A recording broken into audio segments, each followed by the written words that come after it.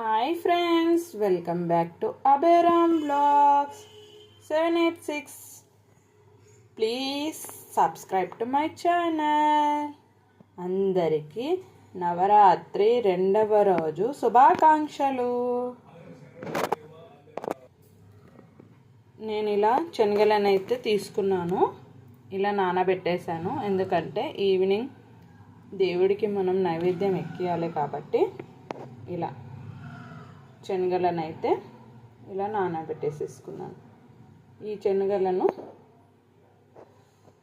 నానబెట్టాం కాబట్టి ఇవి ఇంకాస్త ఇప్పుడైతే ఇలా ఉన్నాయి కదా, ఇంకాస్త ఉబ్బుతాయి, ఇలా పెద్దగా అవుతాయి.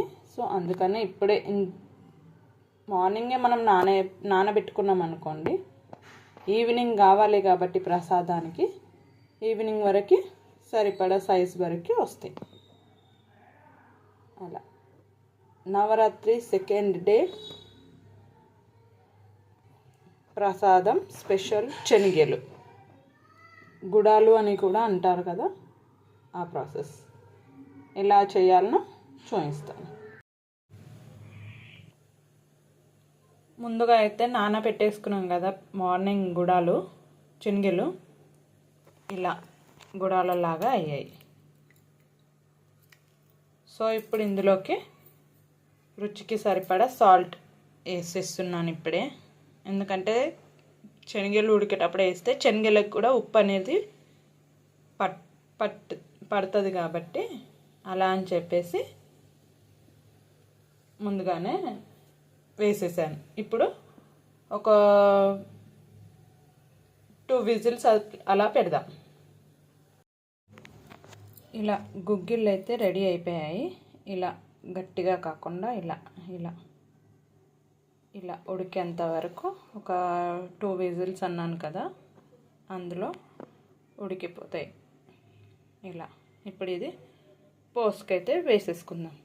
ఇలా దేవి నవరాత్రుల టైంలో, మళ్ళీ వినాయక నవరాత్రి టైంలో, ఇంకా మనకు ఎప్పుడన్నా తినాలనిపించినా ఇలా చేసుకుంటే, ఇలా వర్షం పడ్డప్పుడు కూడా ఇలా త్వరగా ఏదైనా తినాలనిపించినప్పుడు ఇలా నానబెట్టుకొని ఇలా చేసుకుంటే అప్పటికప్పుడు తినవచ్చు. ఇలా పెనం ఇలా బాండీ పెట్టేశాను, ఇందులోకి ఆయిల్ అయితే వేసాను, వేడయ్యింది. ఇప్పుడు ఇందులోకి పోపు దినుసులు వేసుకుందాం. ఇలా పచ్చిమిర్చి, కరివేపాకు, కొత్తిమీర కూడా కట్ చేసుకున్నాను.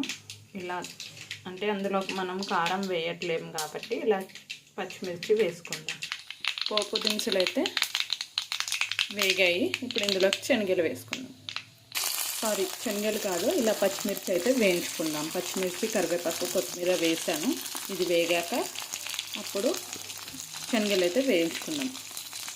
ఇందులోకి అల్లం వెల్లుల్లి పేస్ట్ వేయట్లేను, ఆనియన్ కూడా వేయట్లేను, ఎందుకంటే ఇప్పుడు వేసుకోవద్దు కాబట్టి నవరాత్రుల టైంలో. ఇలా గుడాలు ఇంకాస్త వేగాక పొయ్యి కట్టేస్తాను. అంతే, ఎంతో టేస్టీ అండ్ యమ్మీ శనగలు నవరాత్రి స్పెషల్.